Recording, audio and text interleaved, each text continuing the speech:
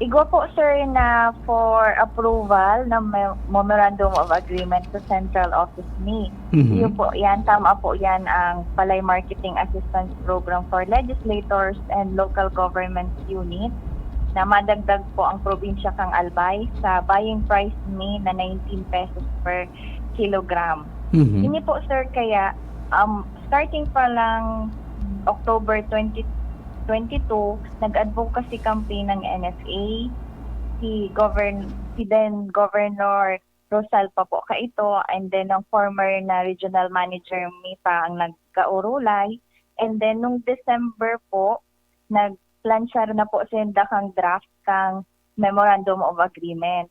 Ini po sir ang process po kay akaini tigpapadara po talaga ini sa Central Office for approval kang administrator. And kang January 19, nagpalit pong administrator. Kaya ini po sir, yaon pa po sa Central Office. Pero di po maghadit, ta ini po, kaiba talaga ini sir sa program kang NFA. Mhm. Kaya ini po sir, madadagos po ini.